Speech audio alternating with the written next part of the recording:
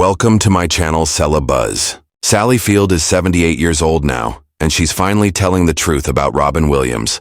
Sally Field was born on November 6, 1946 in Pasadena, California. She grew up in a family that worked in movies and TV shows. Her mom, Margaret Field, was an actress. Her stepfather, Jock Mahoney, was also a famous actor who did his own stunts. These early times in Southern California helped her love acting and understand how hard it was to work in show business. Field became famous in the 1960s with her first big TV show called Gidget from 1965 to 1966. Even though the show only lasted 1 year, people loved watching her play a fun young teenager. After that, she got another famous TV job in The Flying Nun from 1967 to 1970. She played Sister Bertrille, a funny nun whose hat let her fly around. The show was silly, but Field's natural charm and funny acting made people love watching her on TV every week. As she got older, Field wanted to play more serious parts instead of just funny ones. She really wanted people to think of her as a good dramatic actress. She trained hard at acting school with a famous teacher named Lee Strasberg. All her hard work paid off when she got harder roles that showed how good she really was. Her big breakthrough came in 1976 when she played a woman with multiple personalities in a TV movie called Sybil. This role was really hard because she had to show so many different emotions. Field's brave and raw acting won her an Emmy Award and made critics say she was amazing. This role changed everything for her career. It proved she could handle tough, serious parts and wasn't just good at comedy. People finally started seeing her as a real actress who could do anything, not just the funny teenager from her early TV shows. The late 1970s and 1980s were Field's best years. She became one of Hollywood's most respected leading ladies. She won her first Oscar for Best Actress in 1979 for playing Norma Ray. In this movie, she was a working-class Southern woman who fought for workers' rights. The film showed how strong she was as an actress and had an important message that people really cared about and connected with. A few years later, Field won her second Oscar for Best Actress for her role in Places in the Heart in 1984. This was a sad story that took place during the Great Depression. When she accepted the award, she said the now famous line, "You like me right now, you like me." This moment became one of the most remembered speeches in Oscar history. People still talk about it today when they remember great award show moments. Throughout the years, Field kept working in movies, TV shows, and stage plays. This showed how good she was at different types of acting and how much she loved her job. She was in many movies like Smokey and the Bandit in 1977, Steel Magnolias in 1989, Mrs. Doubtfire in 1993, and Forrest Gump in 1994. Each time, she made audiences feel something special because she could bring warmth and realness to every character she played. On TV, she kept shining with roles in shows like Brothers and Sisters from 2006 to 2011. This won her another Emmy Award. She also proved herself on Broadway stages, acting in plays like The Glass Menagerie. Critics said she was amazing in live theater too. Her later career has been just as impressive as her early years. In 2012, people loved her acting as Mary Todd Lincoln in Steven Spielberg's movie Lincoln. This role got her another Oscar nomination, which showed she was still one of the best actresses around. Even in her 70s, she kept working and showed that she still loved storytelling and acting as much as ever. She never stopped wanting to bring characters to life for audiences everywhere. Her passion for acting never went away, no matter how old she got or how famous she became over the years. Besides her career wins, Field has always been admired for being honest and real about her personal life.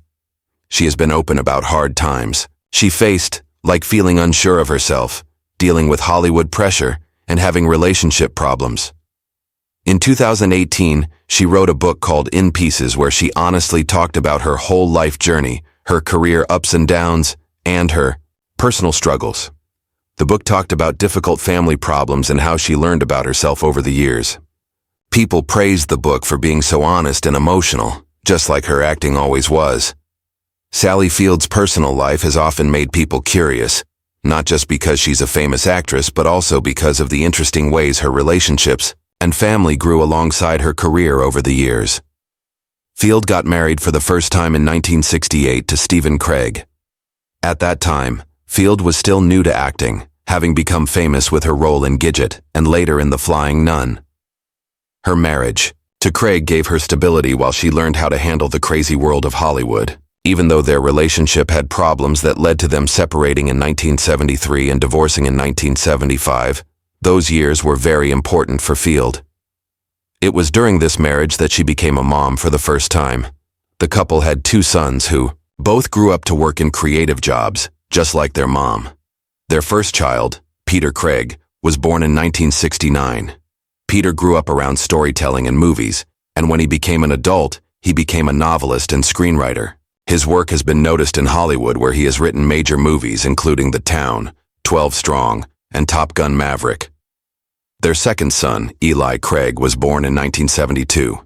He also inherited a love for movies, but he liked acting and directing more.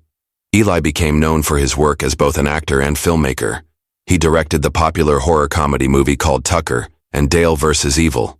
For Field, being a mother was always the most important part of who she was. She always tried to balance Hollywood demands with raising Peter and Eli properly. She made sure her children had normal childhoods, even though they were always in the spotlight because she was famous.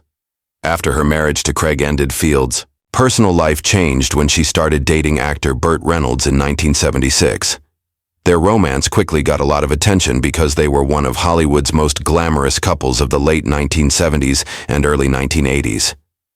Field and Reynolds weren't just dating. They also worked together, starring in 4 movies together: Smokey and the Bandit in 1977, its sequel Smokey and the Bandit 2 in 1980, the dark comedy The End in 1978, and the action comedy Hooper in 1978. Their chemistry on screen matched their real-life passion, and they became one of the most talked-about couples in both movies and tabloids. However, like many Hollywood relationships, theirs was complicated and hard. Even though they cared deeply for each other, they had different personalities, and the pressures of being famous created problems. After 4 years together, the couple officially broke up in 1980, but their connection was still strong enough that they had an on-and-off relationship until 1982, when they finally ended things for good. Reynolds later talked openly about his lasting love for Field, often calling her the one that got away from him. For Field, even though their romance didn't last forever, it was an important chapter in her life that shaped her personal journey, as much as it influenced her career. In 1984, Field decided to try building a family life again when she married her second husband, film producer Alan Greisman.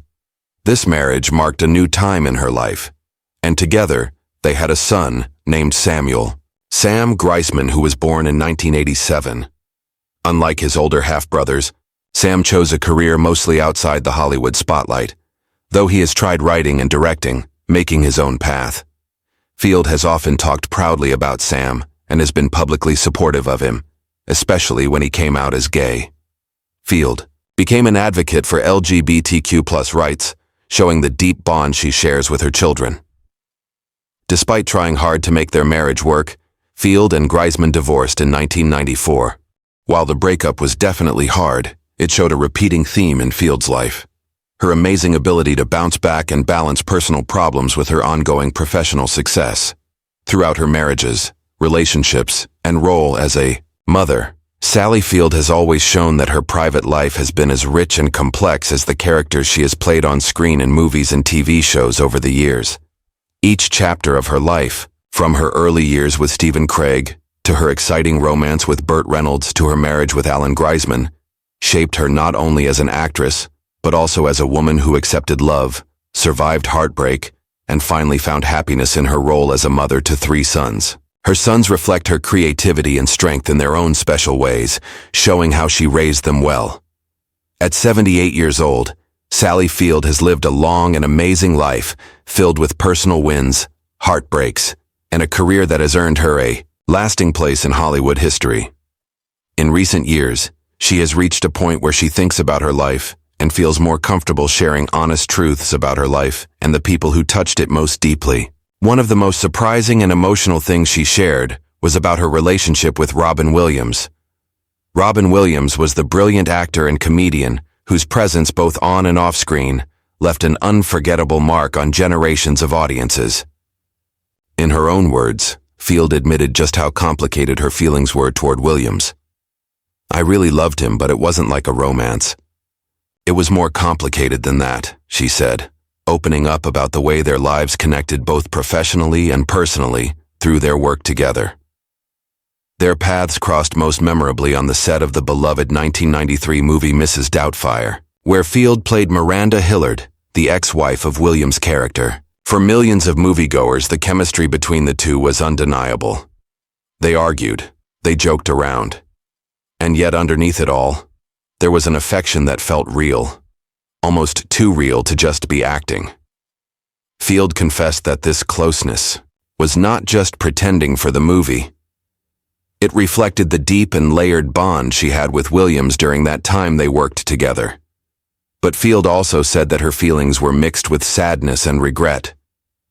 "I miss him terribly, but I also know that I didn't always say the things I should have said when he was alive," she admitted with honest vulnerability. This kind of openness is something Field has embraced in her later years, talking openly about the guilt that comes with losing someone too soon. For her, Robin Williams was not only a co-star, but also a friend with whom she shared a rare kind of emotional closeness, even if it wasn't the traditional kind of love story people often expect between a man and woman. She remembered how working with Williams was like stepping into another world. His mind was lightning fast, filled with endless ideas, jokes, and bursts of energy that could leave everyone on set, breathless and amazed. Robin was exhausting in the best way, Field said. He would make you laugh until your stomach hurt. And then just when you thought he couldn't surprise you anymore, he would say something so sensitive, so tender that it would break your heart. For her, that was the essence of Williams. The clown and the poet, the whirlwind and the stillness, all wrapped into one person who could make you feel every emotion possible. Yet beneath all the joy, Field admitted she always sensed an undercurrent of pain in Williams, something that made her instinctively want to protect him. "I could see the sadness, even when he was making everyone laugh," she explained.